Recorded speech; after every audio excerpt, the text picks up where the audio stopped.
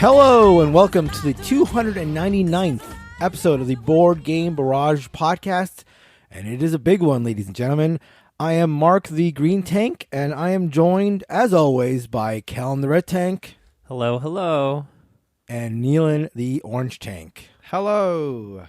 Although longtime listeners of the top 50 list will know that is not the order we always go with. I was actually just going to say, you broke order for our intro. I like spice it up at the beginning before you sort of like get into the groove there. But get into the groove we will be doing as we wrap this sucker up and do the top 10, ? More about that later, games on all our top 50 lists. You're going to asterisk 10, on the 299th episode? ? Games of all time. This is the one you've all been waiting for, the big list.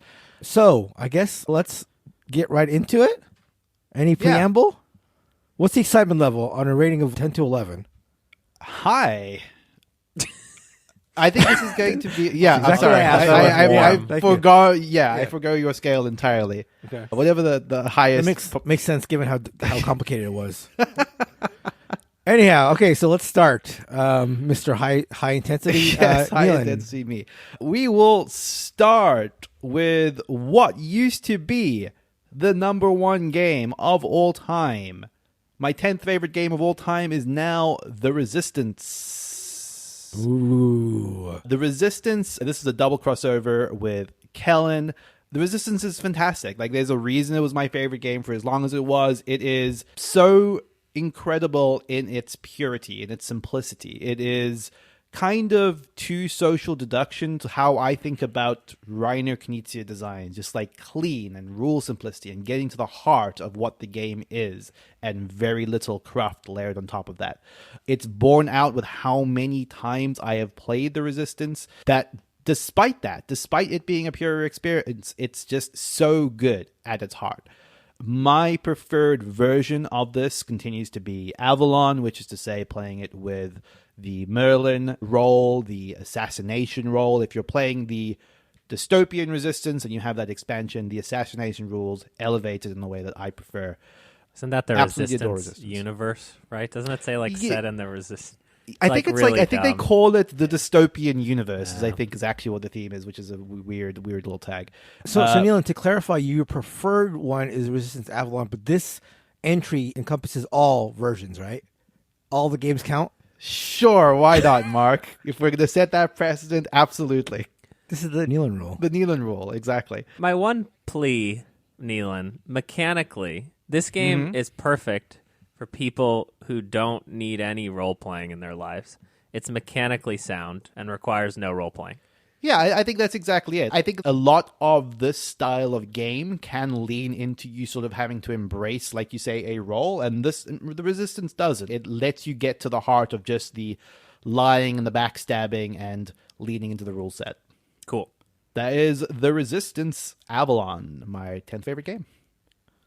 So people who've been listening carefully to this podcast, or those who've been reading the transcript of the episode, will be wondering, why did Mark include a question mark earlier when he got the top 10?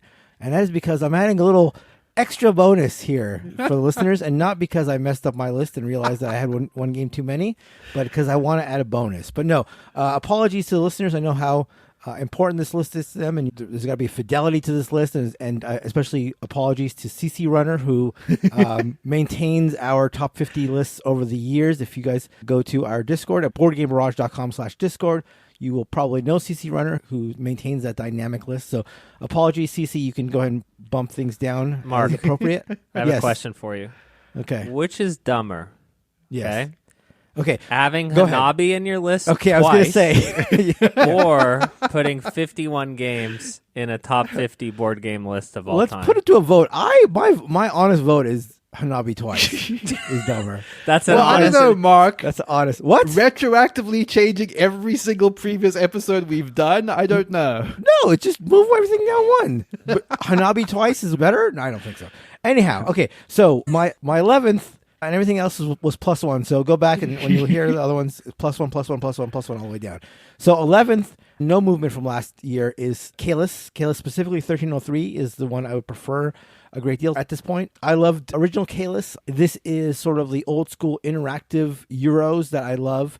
And I was worried when Caylus 1303 came out because I was hoping that they didn't, round too many edges, because Caylus is full of edges. And I will say that for 9/10 of the changes that were made in Caylus 1303, I think are improvements. Streamlines things, adds some variability that the original Caylus really, really needed. So I think if you like old school feeling Euros, and this still has that feel where the rule set is pretty straightforward and there is a high interactivity, then Caylus, and specifically Caylus 1303, is a game you should try. And so that is my 11th favorite game of all time. 10th, down 2 spots from last year, is a game that used to be number 2 on my list, but dropped mainly because I played it once this year, but have not been playing it as much as I should. And I will say that even my one play this year, I really still enjoyed it a great deal. It's Arboretum. It is the card game that, for me, first thing I think of when I think of Arboretum is a game where every single turn you feel like your preferred strategy would be just to pass your turn, because you feel like everything you're going to do is going to be helping your opponents. It's a game where you're building this Arboretum, which is sort of like a collection of trees or some sort of tree enclave or something, by placing a tableau in front of you of these differently colored suited cards, each suit representing a different tree. But the two big twists are every turn you are going to be playing a card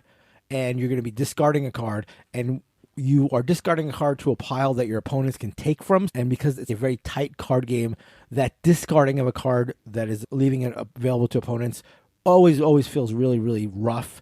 So that's the one thing. The other thing is that only the player who has the most points of a suit at the end of the game will score, but the way that you accrue points is by leaving them in your hand and not using them for your tableau. So it's this really, really tough decision of, hey, I've got this really great card in my hand. It's going to really work well with the tableau I'm building. But if I play it, then I'm lessening the amount of points I have in my hand of that color, so I may not score at all for as good as this tableau is.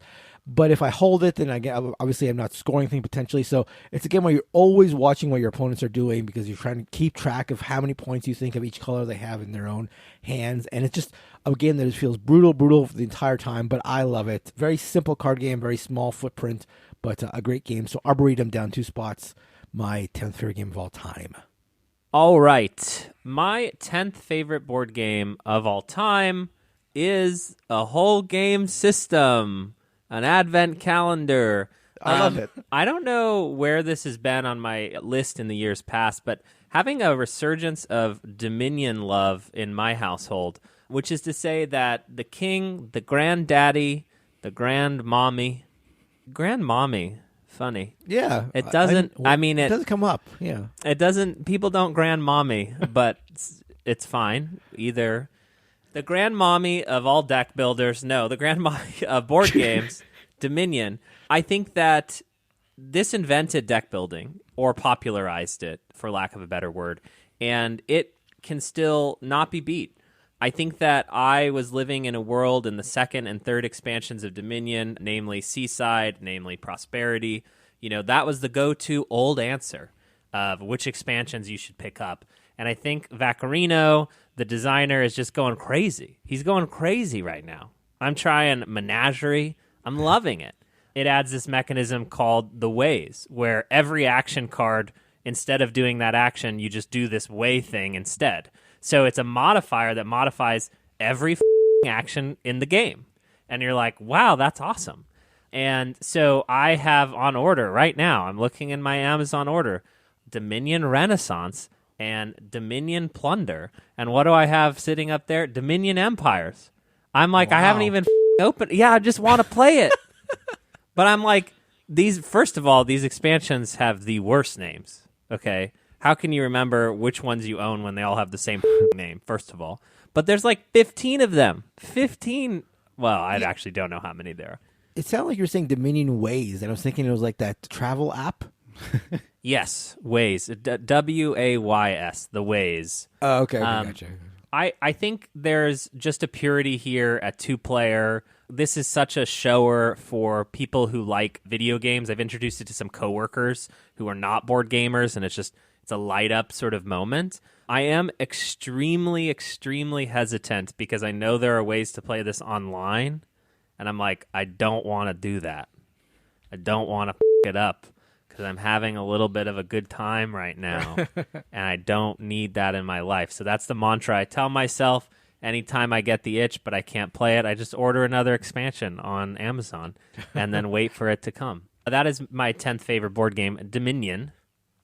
I'm not convinced I've probably played one expansion a very, very long time ago, but like I would love to be part of this resurgence with you because I adore Dominion, and it's been on my top 50 in previous years and has slipped off. Yeah, in and last couple. the new stuff he's said out loud, like, I'm cool with more player interaction happening. Like, things are getting weirder and a little bit more complicated, which sort of, you're along for that journey as you grow in the hobby. So I don't know how to store this, and that's where the rubber meets the road, so I got to sort of solve that problem because I'm definitely not buying everything because that would be stupid, Kellen.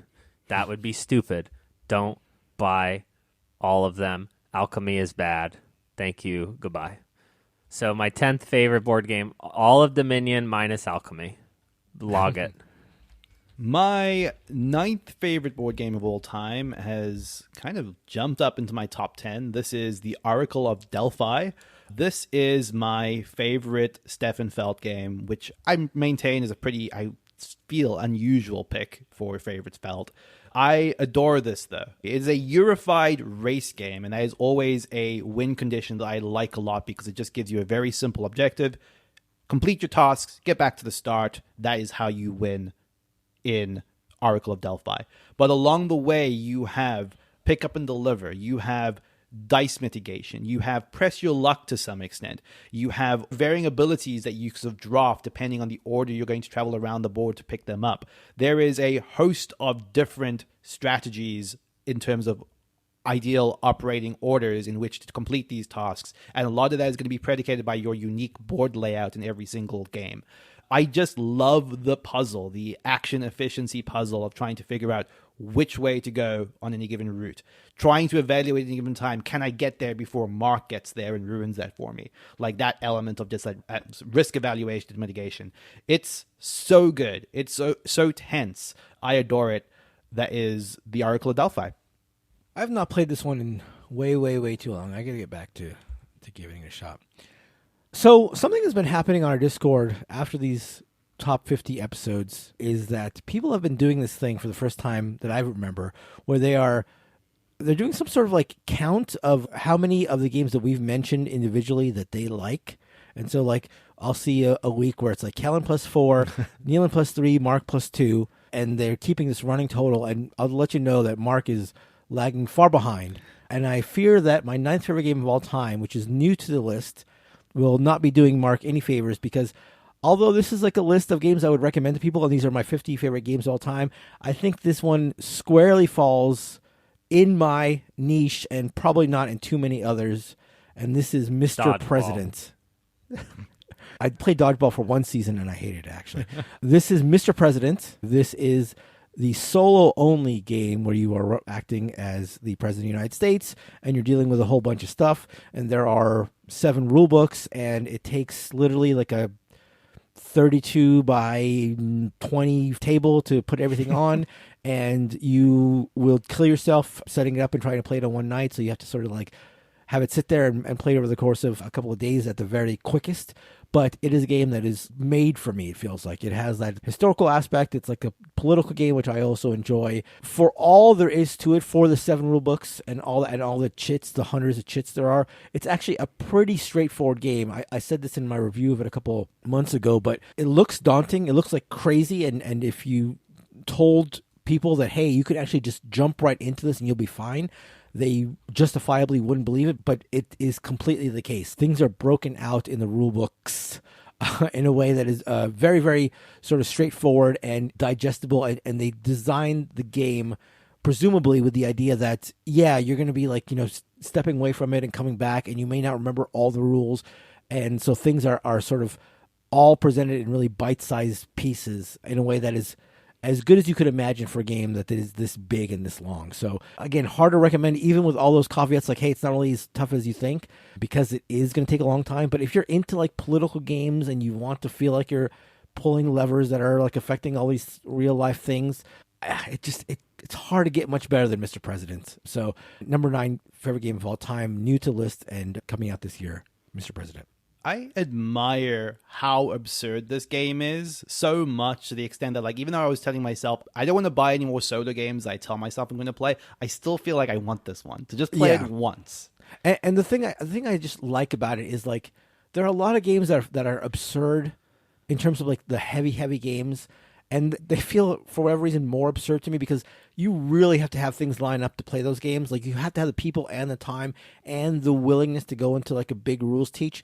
This one is absurd for sure. I'm not saying it's not, but, like, the fact that, you know, I haven't played it now in a couple months, but I know that I could go upstairs, set it up, which is going to take 45 minutes, honestly, but dive right back in and not have to, like, remember everything makes it a little less crazy. Like, it's a crazy game that is actually sort of approachable because it just takes one player, and the rules, while there's a lot of them, are made in this way that I've previously described, where it's like you can hop right back in. Is this a weird, like, wish fulfillment fantasy thing, Mark, that you want to be the president? I mean, it's not that. I mean, there is some part of it that I just think is cool to be like, okay, I am sort of like the person who is in charge of, like, all these important things, and, like, things are happening around the world, and I have to, like, I mean, the theme does help. Like, if this was about running a spaceship, I might not be nearly as excited. Heavy is the burden that has to set up the 45-minute That's right. setup for a solo game. That's right. Speaking of heavy games and not being a tryhard, the 9th best board game of all time is Telestrations. And it's not even close. And anyone who says they like to party or likes party games but doesn't admit that Telestrations is good is wrongo. In Telestrations, you are drawing, and then you get a clue, you're drawing it, then the next person's writing what they think it is, then they're drawing, then they're writing, then they're drawing. And then you do show and tell. Everybody gets to see all along the way how things got corrupted. If you have a fun group, this is really funny, because my group likes to add the word sexy in front of things when there's anything that could even be vaguely interpreted as sexy. So it's like, it gets weird. This is a group that's not involving the three of us, right? 'Cause this must be some other group. Listen, this is my sexy group. What I'm saying is it can be like scientists, which would be a normal thing to be on the card, and then someone will write sexy scientists because they saw something that could mildly be interpreted. And of course the card doesn't say sexy scientists, but it becomes a little more performative, a little more stupid. If you score Telestrations, don't do that. Put it back in the box. No points needed. Just the most laughs per, I don't know, minute of board gaming that exists. I have the 12-player giant, 12-player, 8-player? I don't remember. The large coffin version. And that is why I pivoted to this as my 9th favorite game, coming from Mr. President. Very heavy. You guys like Telestrations? Yeah, I love Telestrations. I really genuinely do. It could easily be on my top 50. It just never is. It's like Mark would rather be up pretending to roleplay as the president. Hell yeah. And Neilan would rather be pretending he's racing through Delphi, even though he's playing a Euro optimization puzzle. Uh-huh. No comment. My 8th favorite game of all time is my favorite pure deduction game. There's another deduction game coming in this episode. Spoiler. The puzzle of playing Search for Planet X is one of my absolute favorite things in the board game. It's like such a unique created puzzle that feels so different every time you play it. Like, it is app assisted, so, you know, caveat if that's not your jam, but I think it's great. I think that the way that it marries that almost Sudoku-like puzzle of going around this circle and trying to figure out where all these objects in the night sky are, again, has that element of a race game where you're trying to be the first person to find Planet X. And the way that all works together with this patchwork style timing system, where if you're taking efficient actions, you're able to take more of them versus taking strong actions that will cost you a lot of time. The way that also affects the areas of the sky that you're able to scan at any given time is just clever, because it affects how you consider that timing puzzle as well. And the thing I think is the most brilliant about this is that it has this brilliant system where it is not purely a race. It is not the first person to find Planet X, but because it has a scoring system that rewards you putting out theories, you're effectively getting points by giving other players information, which is just such a really fun trade-off to consider at every point in time in the game. I love the search for Planet X. I've recently been trying to get into the search for Lost Species, which is sort of the spiritual successor. And I think there's a lot to love there that I want to explore in 2024. But for right now, this is still my preferred flavor of the two. That is the search for Planet X at number 8. This is one that I've owned for a little while and have yet to play it, so I've really gotta batten down and get this one done. You like deduction. Mark? I do like deduction. Yeah, you'd love this. I think Okay. you'd love this. So there was a time where I had nary a solo game on my list, and now I've got 2 in a row in my top 10. My number 8 favorite game of all time, up 15 spots. If you had told me 5 years ago that I would have a Marvel game in my top 10 games of all time, I would not have believed you. But Marvel Champions is my 8th favorite game of all time. Hard to say right now, honestly, but it is such a good game. I was a comic book kid growing up, but those days are long, long behind me. Not a big Marvel movie guy in general. But Marvel Champions is really, really fun. It can be, I guess, played multiplayer, but I've always only played it solo. And I'm at the point where I have like most of the hero packs. So for those who don't know, this is at least the way I play a solo game where you are playing as a hero, unsurprisingly, and you're fighting a villain that you are selecting. So you select the hero you want to be, you select the villain you want to fight. And the thing that I love about it is that each of the heroes that you pick, they will have like a alter ego side, like Bruce Banner or whatever, if you're playing as the Hulk, and then their superhero side, and you can alternate from one to the other. You can switch from one to the other to have different sort of abilities or different ways to play.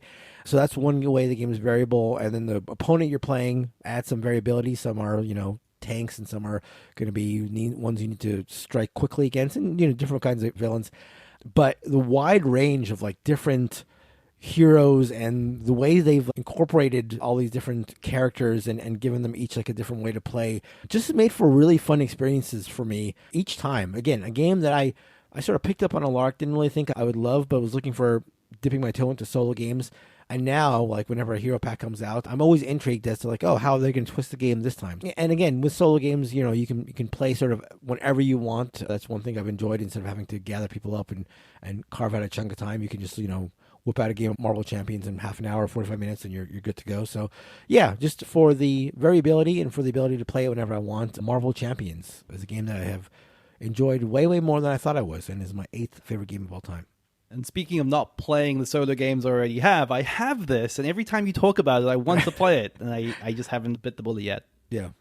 It's like when we started this podcast, I was allowed to make fun of solo gamers, and now You're surrounded I'm by not, because there's too many of them. But you did just admit to being deeply ashamed of playing with yourself, so I'm just going to go with that. I never said that. I would never say that. I combined sentences, but they were all said by you. My 8th favorite board game of all time. This is a crossover with Neilan. I find Inish to be a marvel of design, which is to say that it is a simplified dudes on a map, meeples on a whatever plane game where you're fighting, you're arguing, you're negotiating, you're battling, but yet it's all stripped out. It's all gets out of the way. You're drafting such a small set of cards. It's sort of like if even Blood Rage is excessive when you look at it next to Inish. Inish combines so elegantly and is such a fully realized product. I love the artwork in Inish. I love how negotiations work in terms of battles where everyone can just stop whenever you want. I love the variety of the really tight drafting with the 16 cards, and then the really wonky, crazy, epic tail cards, which just give you crazy powers that give you that element of Magic the Gathering or Cosmic Encounter where you go, aha! And for my money, this really can only be beat by one other Dudes on a Map game that we'll get to, but as a fully realized product in a box, like, you cannot do better than Inish. Yeah, absolutely adore Inish, and more than anything, I kind of just wish I was playing more of it. Hear, hear. My 7th favorite game of all time is, I don't know, if I was being ungenerous, maybe the reason that Telestrations isn't on my list, and I'm going to have Kellen rolling his eyes maybe a little bit, but this is my preferred flavor of that style of drawing game. This is a double crossover with Mark, that is Pictomania. They could not be more polar opposites, I want to stress. So I totally admire and love everything that Kellen says about Telestrations, but where that is just a funny lark, Pictomania is just like your brain melting for a solid hour. It is stressful, more stressful than any drawing game has any right to be, except maybe something like a fake artist, but in a very different sort of stress, because you're just like very desperately trying to get through your drawing and see what everyone else is doing, and with this intense race every single round to be the first person to identify everything and grab points. The way that the cards escalate, especially the way we do it, where they just get stupidly hard very quickly, is exceedingly fun. And then just that frustration of like, you've grabbed your token, you're out for the round, and then you're looking over what you chose, like, oh, I see where I made my mistakes. The reveal of what everyone is, it's great. I love it. It will always be one of my most requested games to play, even though it gets hard to find other people that are willing to play it unless Mark is around. That is Pictomania, my 7th favorite game. Obviously, I absolutely love this one, and it's not for everybody, but when you can get those games of like 4 or 5 people who are really into it, it's like a really high energy, high stress, everybody's screaming sort of situation, which I love. Speaking of everybody screaming and shifting hard away from my 2 solo games in a row, my 7th favorite game of all time is in the same spot it was last year, and it is the highest rated party game on my list. This is Time's Up. I've got to say that Time's Up feels like a game, sort of like Codenames in a lot of ways, where I get the feeling inside that like, maybe I'm done with it, or maybe how fun a time do I have with this game? But whenever we play it, and I'm sure one of the next times that we're going to play it is at my place for the Board Game Barrage get-together at Dice Tower West for all our patrons. That just reminds me how fun this game is. Just such a blast. Whether you play it through the app, I don't even know if the app that we use is still functional, but whether you use it with, our app had like titles of books and movies that nobody's ever heard of, and that made it fun because you had to figure that out as well. Or you played in the traditional, salad bowl or whatever monikers even way, where people are either contributing the subjects or you're getting them from cards. Always just such a great, fun game to play. My far and away favorite party game, and even if I only get to play it once or twice a year, those times are such high points in my gaming life that Time's Up has to be in my top 10 and is my 7th favorite game of all time. The 7th best board game of all time is a modern Euro classic that has a new edition that's pissed off everyone because it's too colorful. I want my board to be ugly, and that is El Grande. I really want that. I don't know, maybe we shouldn't say that. That's what it is. I do not get. Oh, what is like the Castillo or something like that? No, that's the king, castle. right? The king. Oh, I don't know what you're talking about. What the hell? Okay? You don't know what I'm talking about? Well, I mean, no. I'm just gonna say I don't know what you're talking about. Yeah.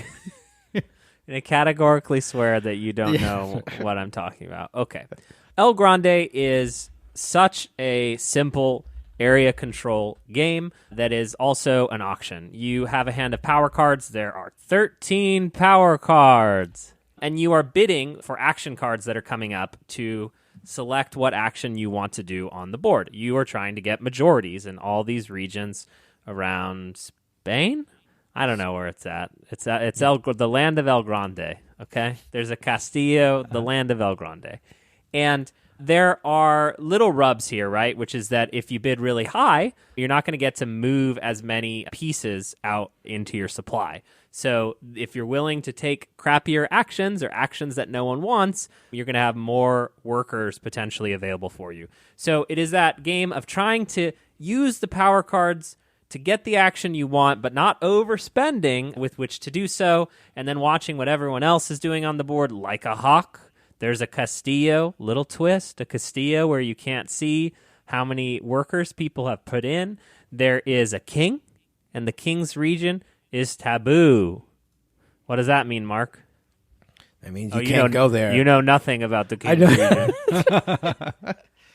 It means you can't go there. So the movement of that king feels to me quintessentially board gaming, adjacent to like moving the robber in Catan, where it's like, where's it gonna go? Maybe you want it on your region. In this game, maybe you don't, but just big moments, just a incredibly clean, the best area control game ever made. has not been topped. El Grande, what could you want that's not an El Grande? It's got everything. We've already gone over all the things that are in it. I'm not going to repeat them. And this is a double crossover with me. My sixth favorite game of all time is also jumped into my top 10, bolstered by a couple of recent plays. This is a game that I was not expecting to play in person as much as I did in 2023, but Alchemists is my favorite deduction game of all time. I'm continually amazed by how clever it is as a design in two very distinct but obviously connected ways. The logic puzzle of the game is such a clever conceit. The fact that it is like an entirely separate little sort of like logic puzzle that you have to learn before you can start learning the rules of the game, as it were, is nuts, but it somehow works. And then you marry that with one of the most devious worker placement bidding systems I'm actually not sure that I've seen replicated exactly the same way in another game, where you are bidding for the timing in order to place your workers both on the actions, but also dictating that you'll get to do them before other players. So it is similar to sort of the systems that you see in Dominant Species, but like one that is just like a little bit more honed to the specific, very limited set of actions. And that just becomes such a very like mind-numbing consideration every round. It's like, I desperately need to sell potions this turn, but am I willing to sort of sacrifice the benefit so that I guarantee that I can sell potions this turn? And that trade-off just feels like a lot to consider every single round. The fact that this is also thematically about basically publishing and science and sort of getting your theories disproved as a crucial part of the game, it's just such a lovely theme with a vibrant board and a very cool idea at its heart. I can't think of another game like it. And that is my sixth favorite game, Alchemists. Speaking of games I haven't played in a long time, Alchemists I haven't played in years. I've got to get back to it. I've never played. Never have I ever deduced. Yeah, this is deduction heavy for Neilan. Isn't there an expansion for Alchemist? There is. I've never played it. Oh, yeah, weirdly, I've never played it. Like, I feel like I am, more Kellen-like than I would ever usually admit, which is to say I tend not to. You should never admit that. Go on. Before you say anything else, Go on. Before Go you on. Yes. I tend to like not even really get that excited by expansions for the most part. I've had Soul Keen, like it was my second favorite game, number one strategy. I still never touched the expansion for it. Like It's just not something that's very enticing to me, except in some very specific circumstances. We'll get there in a little bit, but like there are some expansions I think that change the game in ways that I just absolutely prefer, but it's not an impulse that I always feel strongly to like dive into. All right. My sixth favorite game of all time is down 2 spots. This is a Frieza special. My favorite Frieza. That sounds like a old 40s sitcom. Power Grid. Not Power Grid, my least favorite Frieza. Well, not my least. I still have not played Fancy Feathers, so I'm not sure where that. What? Thanks. Why is Kellen it? says- Why are you on me for having played a Frieza game? How's that Because you? you're using this as a joke. Like this is the third time in a row you've used Like this. my life is a joke? Is my life a joke to you? Yeah, I didn't design that. But in the absence of having played Fancy Feathers, all I can say for the time being is that Fresh Fish is my favorite Frieza and my sixth favorite game of all time. This is, again, has the same thing as Caylus, and there'll be more games coming up where it's old school Euro or Euro-esque games that have high interactivity and just full of decisions that feel not only tough but brutal. Fresh Fish is a game where you're trying to create the shortest paths from sources of, I think, cheese, soda, ice cream, and fish on this board to your own market stalls. Has a closed auction that I really like where no money enters the system and only goes out of the system, and it's a game where final scores are usually quite low and every decision matters quite a bit. It's got some luck involved because of the way the auctions work. You're sort of basically like flipping over a tile and that'll determine what you're auctioning for. Basically just a really tight rules light old school Euro where you're trying to cut people off and take over spaces on the board, where if you take over enough and put enough pieces out on the board, you can kick your opponent's pieces off. It's just a game where you're constantly battling, you're constantly watching what people are doing, you're constantly keeping an eye on how much money you think everybody else has because the money's so tight. Just again, a really tough rules light old school Euro, and in my opinion, Frieza's best. Fresh Fish, my sixth favorite game of all time, down 2 spots from last year. I adore Fresh Fish, and I would love to play it again in Vegas, actually. Yep. Does the location matter? No, but that is most likely when we will get to play it again. I see. We play Fresh Fish, and then we go back to the all-you-can-eat sushi place. Exactly. Play It'll be a night of Fresh fish. at the sushi place. There you go. The sixth best board game of all time. We are in the trick-taking renaissance, as they say.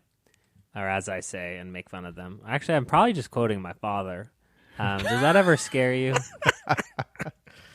Not like my dad, who's obviously nice, but that a lot of your like dumb... Anyway, this is Wizard. Wizard, a game from 1984.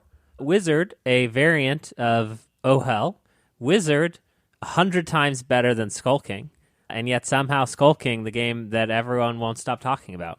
This is a trick-taking game with a couple of tweaks, with just the right amount of tweaks, with not stupidity, not fully to stupidity. But what it does so well is that there are rounds where you want to be winning and then rounds where you don't want to be winning, and there is a real knack for meanness in it. So in this game, you are bidding on the amount of tricks that you think you can win. The way that we play it is an optional rule, which is that the amount of tricks cannot be equal to the amount available, meaning if me, Mark, and Neilan were playing and there were 4 tricks available, I bid 2, Neilan bids 1. Mark is not even allowed to bid 1.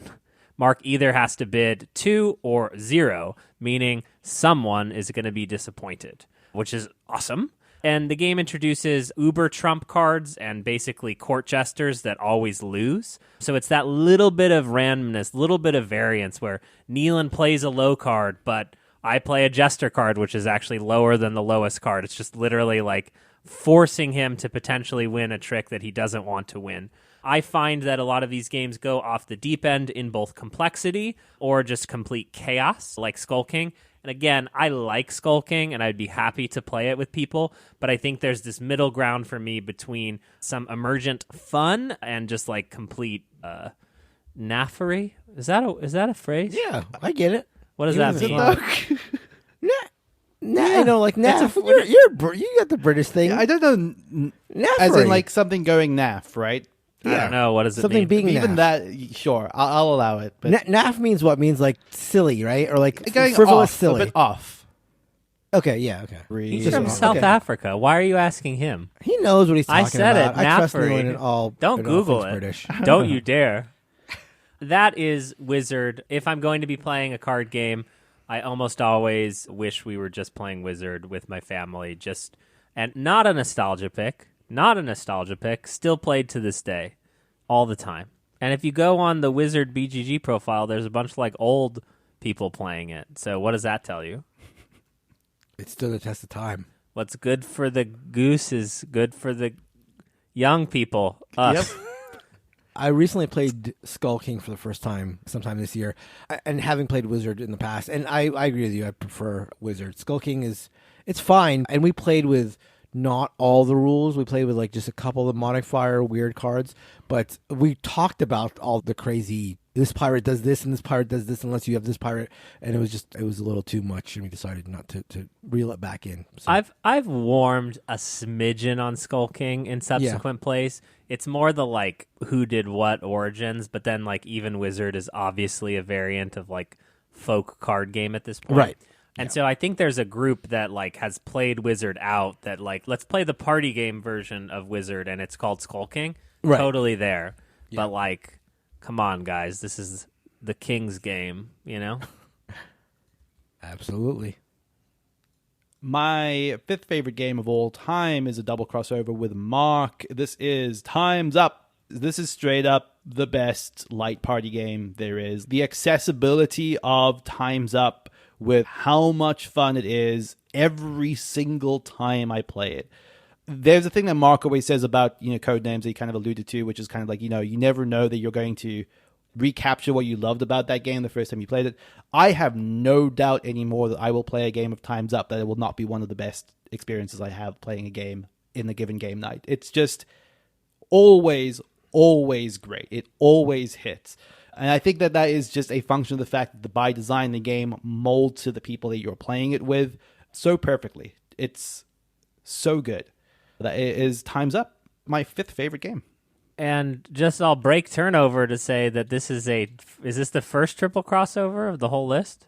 I think it might be. Yeah, I think so. Could be. No. We had remember. Hansa Teutonica. Hansa Oh, Teutonica, right. Oh, Yeah, the of course. club. Yeah, we're all in the club. club. Yeah, Neilan. My fifth, this is what do you call it when it's a triple crossover, but it's got a slotted placement? What do you call it, Neilan? We have a term for that, we right? do have a word for that. We call it a delayed gratification.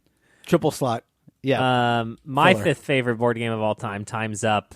I think Neilan is a prince for how he describes it, which is to say that if you're playing with us now, it is the most try-hard party game of all time. Can't say that. Don't say that. You have to have all your A's, your ands, your uhs. I got a point taken away from someone in my last game because they said eyes of a angel instead of eyes of an angel. And I was very adamant. Take it away. But, if you're going to play this game with non-gamers or people's first game, you can scale that way, way back and still have a very silly, very fun party game that is just full of laughter. I would argue that it doesn't require non-gamers or people who are new to the game. I would say that any normal person would play it the way you've sort of mentioned. I mean, we've made 299 of these, Mark. That's So true. That's true. who's the normal one? People making it or the people listening? Fair point. Sorry for breaking rank. Fifth No, that's favorite, good. shared with Neilan. We're sort of like rank brothers. You'll never be Mark, unfortunately. Well, from one triple crossover to the next, my fifth favorite game of all time is in the same spot it was last year, and it is a triple crossover. So we're having two triple crossovers back to back. This is Brass, although I know Neilan was a Birmingham guy and Kellen was a Lancashire guy, and while I may not be Stack Brothers with Kellen as far as Time's Up goes, we are Stack Brothers. We're Lancashire brothers. Lank Brothers. Or Lank Brothers. Because I slightly prefer Lancashire to Birmingham. I'll play both of them. But yeah, my favorite Wallace, one of my favorite games of all time, obviously fifth of all time. And the guys have talked about it before. Just card management, the map part of it, the idea that you are building things that create resources that you want other people to use, the infrastructure part of it, just so much to this game. The fact that turn order is based on who spent the least round to round. Just a lot of really interesting twists in the game that just make for an all-around just really, really fascinating and rich experience. So many things to consider. Again, I think it all sort of the hinge point is the shared infrastructure. That's the thing that always gets me about Brass is the fact that you build these things out, these coal mines and these tin deposits, and you build them out because you want to use them also. You want to be able to take advantage of your resource, but you don't mind if other people use them as well because once they're used up, they score for you. So just a fantastic game. The number one game on BGG for a good reason. If you haven't tried it, I would suggest, if you're are into Euros at all, hard to not recommend at least giving either Lancashire or Birmingham a try. I would probably suggest Birmingham for those who are new to the system because it's a little bit softer, but both games are just fantastic. And the Roxley production is just beautiful. One of the best looking, in my opinion, games on the market. So Brass, be it Lancashire or Birmingham. I'm going to say Lancashire, my fifth favorite game of all time, and our second triple crossover in a row.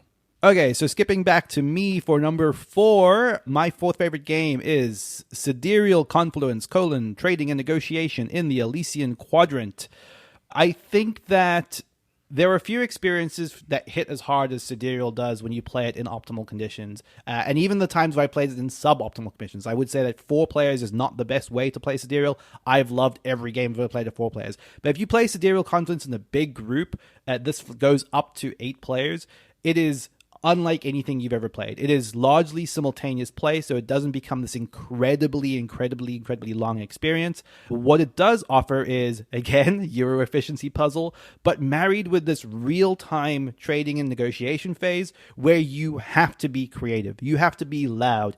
You have to be Mark, for lack of a better word. Like, you just have to be willing to hustle and pitch what your faction is able to do best and why it's going to work with your neighbor, or running around to the person on the opposite side of the table because you've not worked with them this game. You need to figure out how you can make your engine work alongside their engine.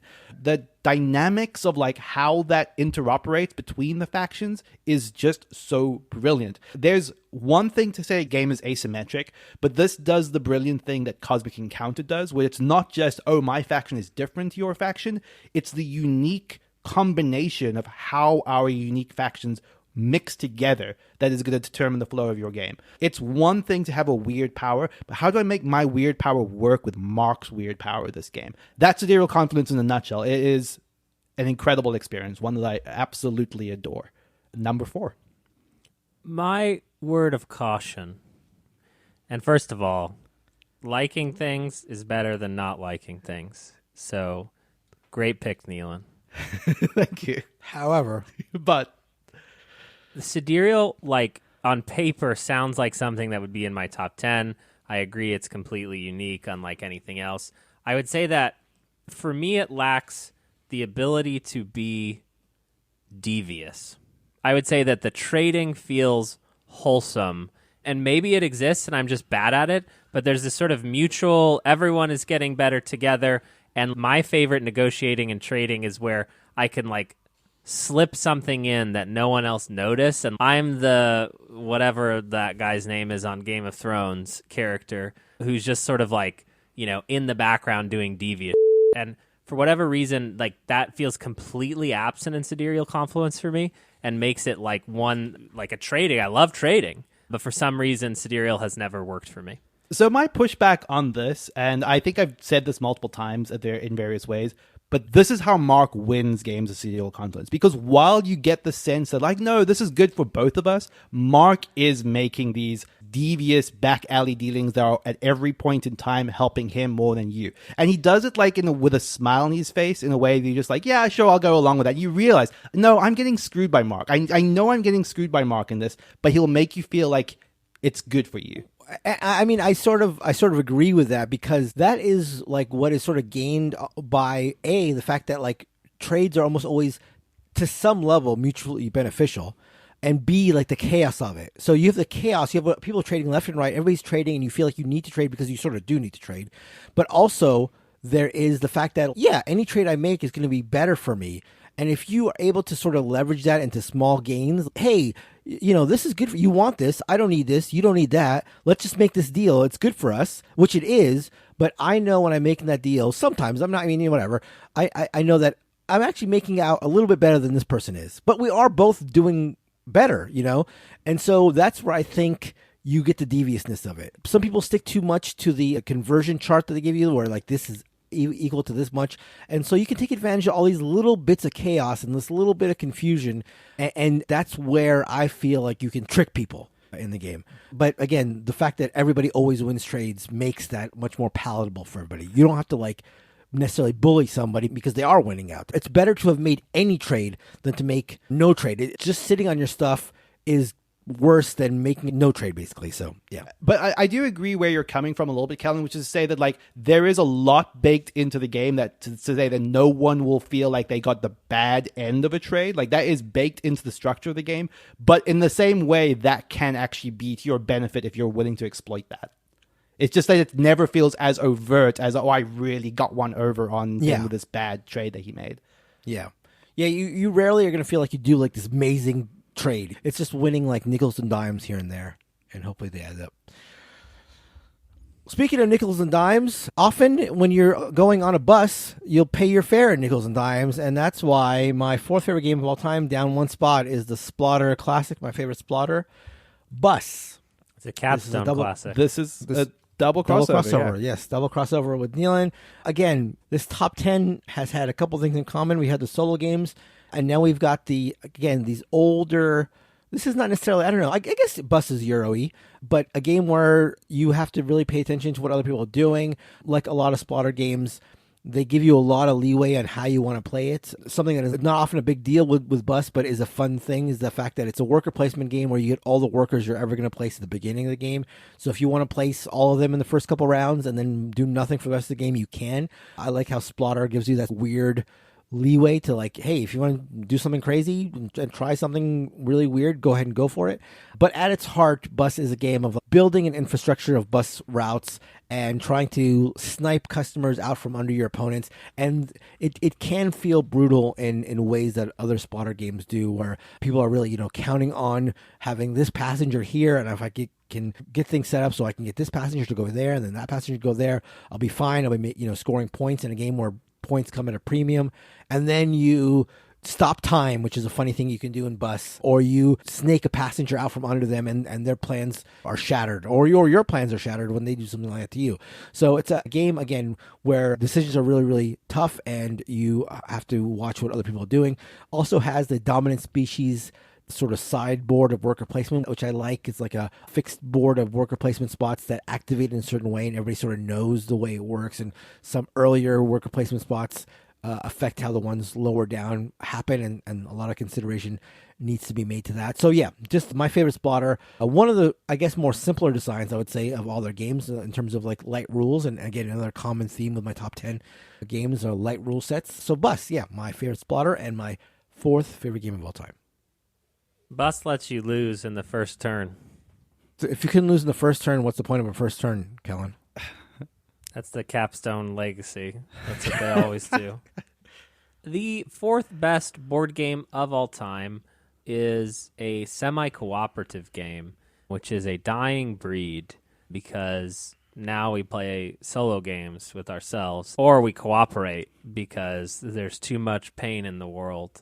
But Archipelago is a older game from 2012. Dating ourselves here, gentlemen. Archipelago is a potentially troubling theme for some. You are essentially settling as European powers into a archipelago where there are native populations that may rebel against you. The game can be won or lost by the entire table. The game can also be the sort of native factions can win the game, and then someone has a secret role as a sympathizer, and they actually wanted the game to go that way. There's a lot of traditional Euro trappings in Archipelago where you are sort of doing worker placement to expand outward. You're building towns, you're building churches, you are collecting resources on fruit. There is a really excellent market within the game that I love. There's an import market and an export market where you're buying and selling goods. So if you have access to both, you could buy from one and sell from the other. You're making money. But the whole game has hidden objectives. What are we going to score at the end of this game? And each player has a piece of that information. In addition to that, what is going to end the game? Each player has a different end game trigger. So you're sitting there watching, looking, why are people doing this? Why does Neilan have all the pineapples? What's going on in this game? And then there are these crazy events that everyone has to contribute to, or the game ends on its own. And so it becomes this negotiation experience. This is such a unique and novel board game. If you have any interest at all in anything I've said, I encourage you to definitely try it. It's one of the prettiest board games I have ever seen. The card art is lovely. The archipelago itself is quite cool. Hexes, right? If there's a board, it's got to be hexes. Am I wrong? My hexes live in Texas. That's right. I'm touching something. I just love Archipelago. When I look at my collection, this is one that I just wish I was playing more often. But you do need a specific group, and there are different groups of people. Like I just read a forum thread where someone was like, if you play with people who tank the game because they can't win, they're crybabies. And, I would never play with a person like that. And I'm like, oh, I'm the guy. I'm the crybaby. Because the way that we play it, and we've had just these amazing games where we literally look at each other and say, well, Neilan, I can't win this game, so I'm not helping you with this crisis, bro. And Neilan's like, but Kellen, we want the game to keep going. And I'm like, I don't think I do. And that is such a unique and novel, weird, spiky, yet extremely interesting situation to find yourself in a board game. I love Archipelago. Archipelago is amazing. It's unique. It used to be in my top 50. I do lament the fact that this genre never really got better than this, despite a bunch of false starts after Archipelago. I would love to see the return of semi-co-op, for sure. I just got a new one, actually. Oh, no way. I just got it because the reviewer put prominent, or the publisher, a semi-cooperative game. But again, what that means could depend on who's writing it. Yeah. And like, man, cooperative games are just bad. You know what I mean? That's why you got to get a semi. And then suddenly you're cooking with gas. My third favorite game of all time, I think we all knew it was going to be somewhere here. It is Blood on the Clocktower. It's weird because it's sort of impossible to know how to evaluate a game like Blood on the Clocktower when you compare it to other board games. I think that I would have been well within my rights to put that as the number one, honestly, given the year I've had with it and how much I adore this game, and especially like how big it was for me in 2023. I think it is still one of the experiences that I most crave at any given moment in time, and that's whether I'm playing it, that's whether I am storytelling it. I've only really recently started to explore some of the more like weirder custom scripts that are out there, and that is almost like a whole new level to the game in a way that just feels really, really fun to explore. I will absolutely concede to anyone that says that there is a looseness to this that feels like it maybe does not belong in the echelon of games. But I'm here to say first that Quinns was right for having this as his favorite game. It could easily be there for me and may well get there. There are very few things that give me what Blood on the Clocktower does as a gameplay experience. I've been enjoying exploring this with a bunch of different groups, watching a bunch of different groups play it as a storyteller and seeing the way that they sort of navigate it. It's almost like flowchart of logic is fascinating to see, both like from the inside and from the outside. Very, very excited to play a lot more of this. I will almost certainly play a lot more of this in this year than I did last year. Very excited about that. That is Blood on the Clocktower at number 3. I wish there was some part of me that wanted to try this again. There just isn't. It's a game that I enjoy watching being played. I'll give you that. And I know that people genuinely love it. So that's good. All right. My third favorite game of all time is up 6 spots. And before I say what it is, I just want to give 2 final scores to games I've had of this recently. So one final score. In last place, -59, then -52, then -25, and the winner had -15. In another game, -47, -43, -38, and the winner had 2 points. This is The Estates. The Estates, again, I've talked about games where when I think of them, a very strong feeling pops out, like Arboretum. Arboretum is a game where you just want to pass. The first thing I think of with Arboretum, all you want to do is pass, but you can't. With The Estates, I have a visceral feeling of my heart pumping on the next bid or the next auction. It's the game that gets me more nervous and more anxious than any other game. The Estates is a auctioning game where you are, as the scores I've just read out will indicate, you're going to be placing buildings in 3 different columns, but if a column is not completed by the end of the game, instead of scoring you positive points, all those points are now negative. And it's a game where you can really, really affect whether or not a column gets filled or not. It's a game of intense shared incentives. Sometimes you are working on a column. All you want is that column to be finished by the end of the game, but you're doing it on your own or you're doing it with one other person, and all you want to do is try to force somebody else to have one of their buildings in there to get them to be building with you. And you have that allure of like, well, what if all the buildings in this column were mine and I scored all the points here? But that way lies madness, because if you try to start doing that, there's no way that column is going to be filled, because no way people are going to allow you to score like that. It's a game with a closed economy. Money can only flow out. And it's also a game where money's hidden, but you can see the stacks of people's money, so you can sort of go in knowing that, hey, this person is like, they've got a big stack of cash in front of them. This is going to be a rough auction, or you'll try to put an auction out there to get money and be the person with the big stack of cash. It's just an intense auction game. My favorite auction game and the most intense game on my list by far. And I just absolutely love it. Played it a couple times this year. Played it at PAX Unplugged with some listeners and had a fantastic time as always. And so that is The Estates. my third favorite game of all time, up 6 spots from last year. It's not fun to play it with you, Mark, because you just win. I was just looking at my scores, and I only have like about a 40% win rate on this, so I'm not. Was it every game with me in it? Oh, interesting.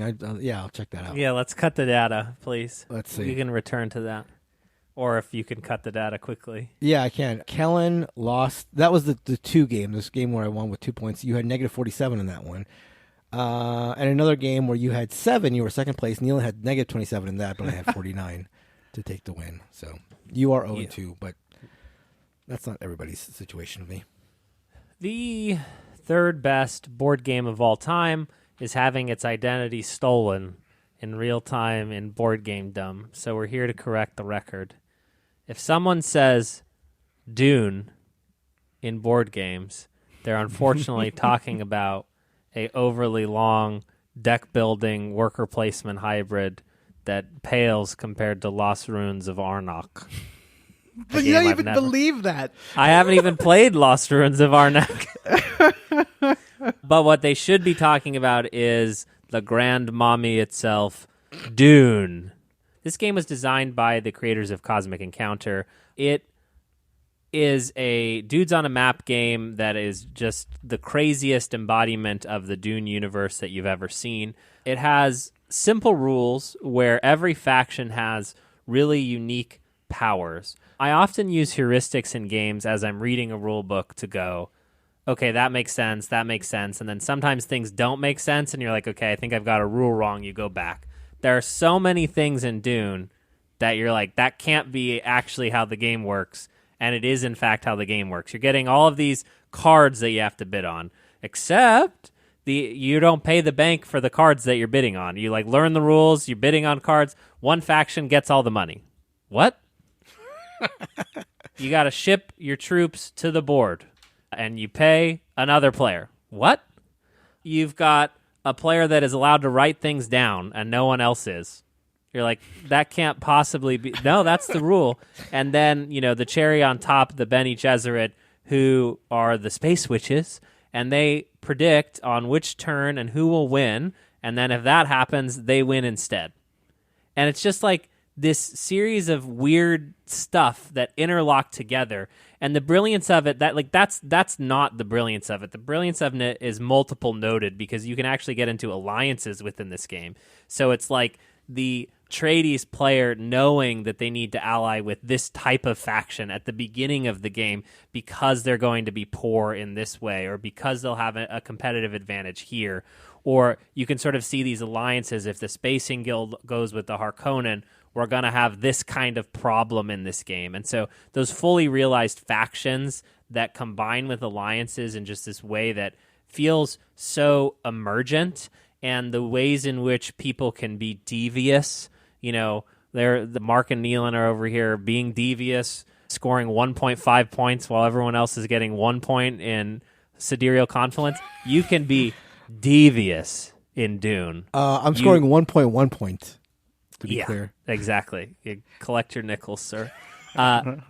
Dune is a game I could never see myself getting rid of, one that I would love to play. Again, it's a once a year, a twice a year thing, but just a fully realized world. And I think it is hard to separate the love of the IP with the love of the game itself. But I think that my love of the game actually inspired me to love the IP even more than I ever had previously. The one confusing thing is, though, you're talking about the game, and I'm looking at Dune House Secrets, and it seems to be like you're talking. The rules are a little bit different, so I'm not really sure what you're talking about. I'm talking about Dune Imperium Uprising. You got conned, people. They made a new version in 2 years. You bought all the expansions, and now there's a new best Dune game. Dune Imperium Uprising. 3 words. Just buy Dune. Find 6 friends. Just do it. My second favorite game of all time is down 1 spot. Is A Feast for Odin. Ooh. A Feast for Odin is a fusion of so many different systems I love in other Euro games. I consider it Uwe Rosenberg's magnum opus. It is really at its heart just a collection of different mechanics that only works because it's married together with the most ridiculous worker placement board you've ever seen. That has 50 spots and each spot does something different. And that's a lot. It's a big, messy box, but every time I play it, the process of building out my engine and building out my grid of polyomino pieces is just a puzzle I delight in. I will often describe Feast for Odin as like my comfort food game, which is so absurd when you talk about like how heavy and how big and how long it is, but I just love it. I just want to melt into it every single time I'm playing it. It's just, I find the process of going through the motions and building out my little path through the worker placement board every game and then laying on my polyomino pieces so cathartic and just so satisfying.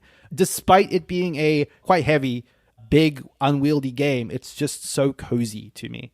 I adore it. This is the one exception I was alluding to earlier in the episode where I think the Norwegians expansion is, I'm not going to say vital. The base game is fantastic, but I would not play it without the Norwegians expansion now that it exists. It feels it's just like a big patch to the game. Not that it needed one, but one that just strictly enhances. I adore A Feast for Odin. It is fantastic. My second favorite game of all time.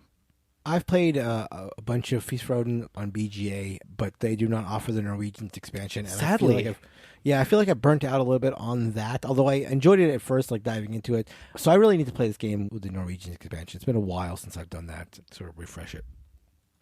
However, I hate to tell you, Neilan, you have picked the wrong Uwe game, because my second favorite game of all time remains Agricola, which I believe is Uwe's best game. Despite me not liking it for a long, long time, I have had a massive change of heart, and now it's my second favorite game of all time. Peek beneath the kimono here, or whatever it was. And Neilan, I may have to cut this out if Neilan wants me to cut this out, but we're currently in an Agricola tournament on the Discord, and Neilan has been lamenting having to play Agricola, having all these turns in Agricola, and just like not liking it. I, on the other hand, have been absolutely loving the fact that I have repeated Agricola games just going over and over and over again. You know, get the quibbles with it. I get people who say that like the entire game is in the draft of cards, which is, I get it, and there's probably some truth to that, but I'm just loving the card draft and trying to figure out what strategies I can sort of like put together from the card draft, and seeing some of that fall apart. Like if I'm trying to do something where I go in thinking, okay, if I get a big like livestock farm going, if I get a lot of animals, I'll be fine. And then seeing everybody making a run on, you know, the wood needed to build the fences. Well, now I've got to pivot. Those cards I drafted for an animal-based strategy have now fallen apart. Now I've got to, go some other way. Where am I going to get my food? Am I going to try to, make all my rooms into stone, or am I not going to have the resources? Just a lot to consider, even when you think you have plans laid out, because so much is contingent upon how your opponents play the game, which resources are going to be sparse and which ones are going to be plentiful. I've had games where, you're in the middle of the game, you're in the 8th round, 9th round, all of a sudden you look up and there's a clay spot with 12 pieces of clay there, and you've had other games where clay's scarce the entire game through. So just so much variability in the cards and in the gameplay. I love Agricola, and it stays strong as my second favorite game of all time, in the same spot it was last year. Look, I think Agricola is fantastic. It's funny just like how playing it in this tournament with the draft rules has just, I don't know what it is. It's just been destroying my soul a little bit, because this is a game that I love, and in some ways it's just like making me feel like, oh my god, do I even like this game anymore? And that sucks. I totally can see that. You've got this obligation over and over again to like look into all these cards that you're drafting, and then I get that. I still am on a high as far as Agricola is concerned, but I get that for sure. Agricola is such a good game, man. It looks like it has fallen off of my list because I made this list without looking at last year's list, probably. But I have so many fond memories of playing this in college and trying to convince people to play it, and they look at the setup and they're just like, what the is this kid doing? And it's kind of like, I'm into board games now, and behold my misery farm. But the second best board game of all time is actually a lot more fun than that, and it is called Cthulhu Wars, a Sandy Peterson game. Cthulhu Wars is a lot smarter than it looks, because when you look at the box, you're like, this looks stupid, because on the side of the box, it shows you a picture of one of the miniatures, and then it says, like, real size, and the box is huge.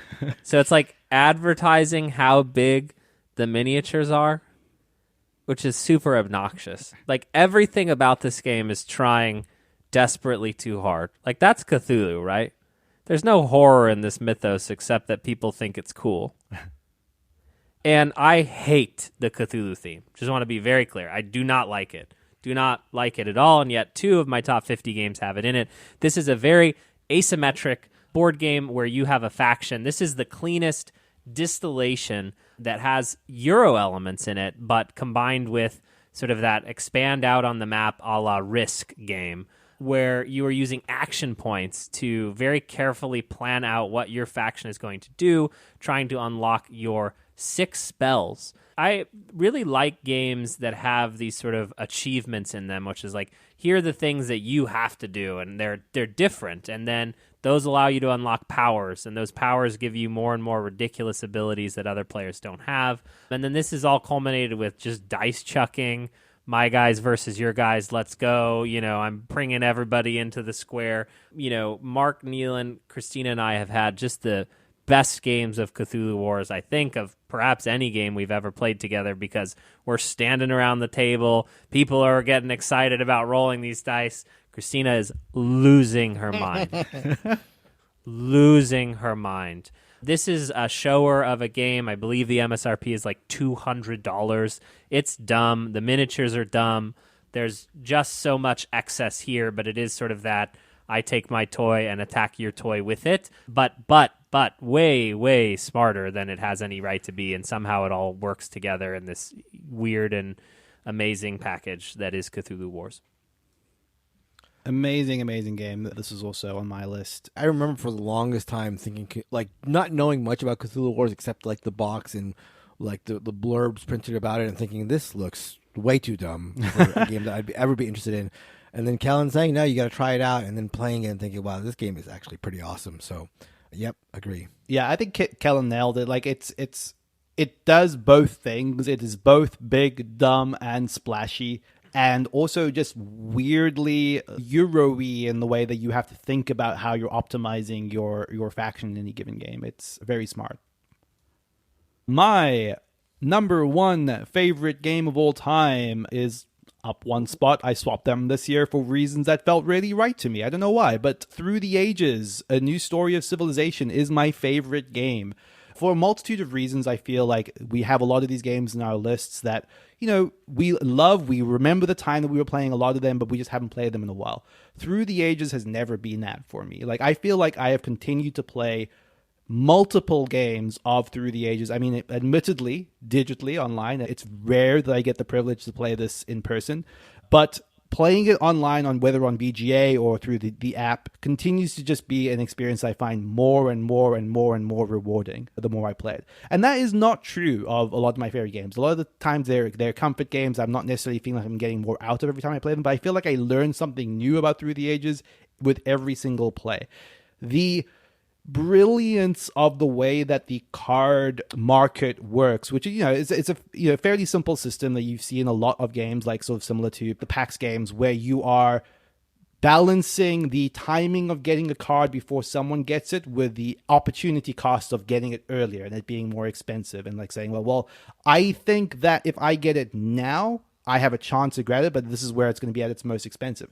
But will it get back around to me when it comes to my next turn? Like, that is the thing that is the core mechanic of Through the Ages. And it's such a nail-biting decision every single turn.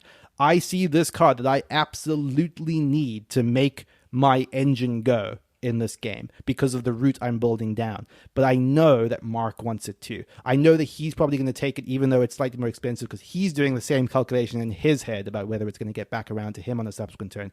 And just that is so brilliant and so like I said, so nail biting, sort of like work through the decision process on that every single game.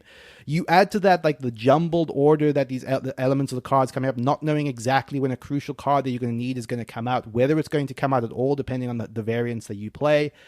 It's just such a fine balance that could just be mild in like single player head down multiplayer solitariness, but the war system, the military system, is going to keep you on your toes and make sure that you're not ignoring other players to your detriment if you do. It is something that I just find so different and devious every single time I play it. I love this game. It is so good.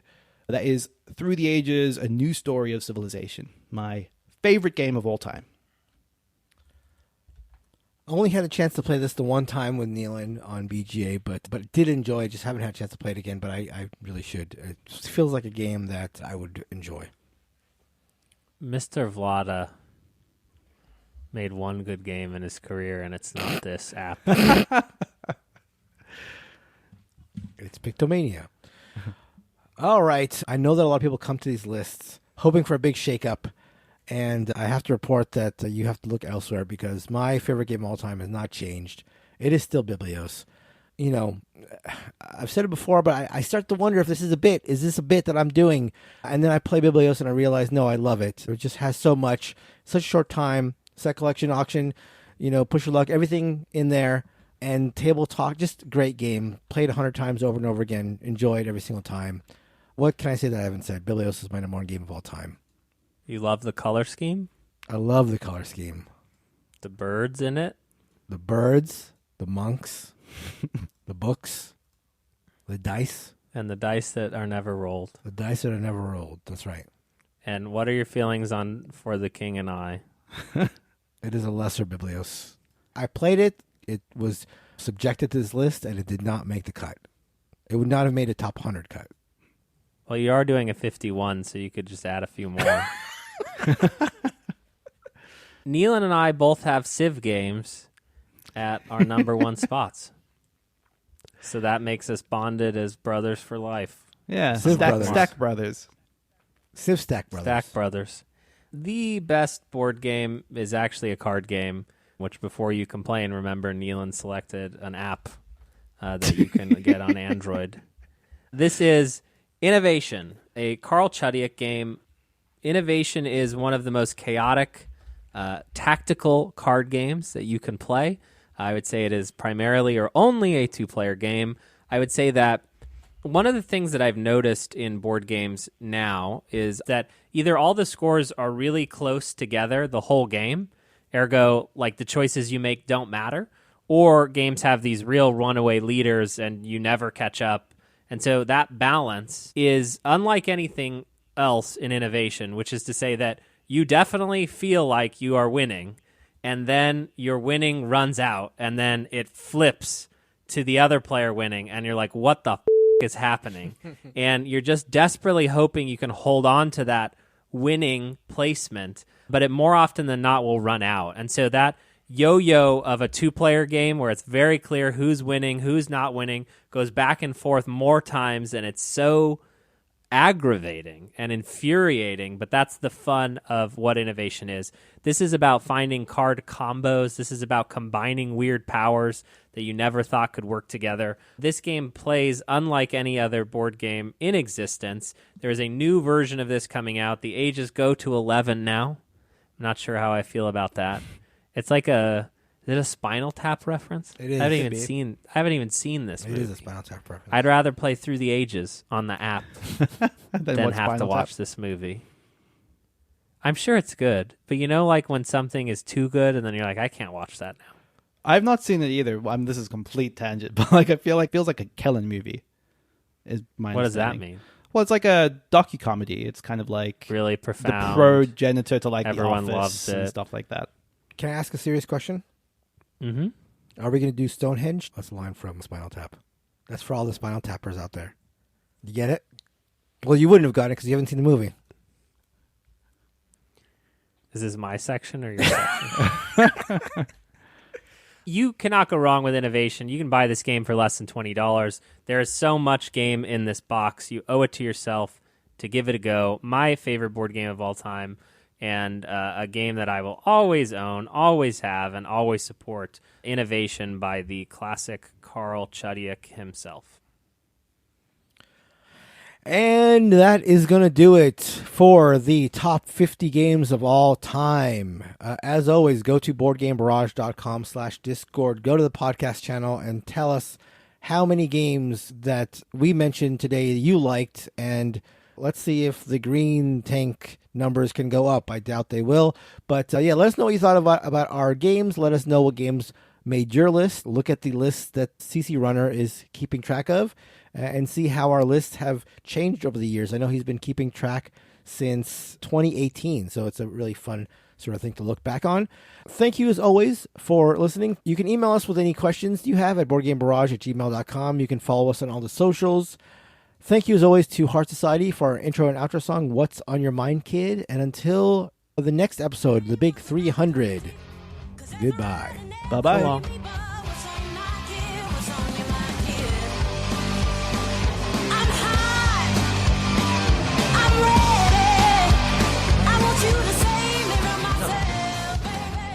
Oh, and also there are 13 cards. I don't know if you want to read. I don't even remember what the sentence was. I don't know. You said I think there are 12 It goes cards. to 1 to 12, right? I mean, unless they change the cards, I believe it goes to 13. No? I'm looking at an image of cards 1 to 12, but it's possible. Okay. I mean, it doesn't No. even matter. There are 1 to 13 in each color. You are right. 13 power cards. So just dub that over, even if it Doesn't work. Good luck. Yeah, that'll be funny. I think the sentence you said was, there are power cards 12, I think? 13 power cards. Okay, all right. We'll get it done. Great. They'll never know.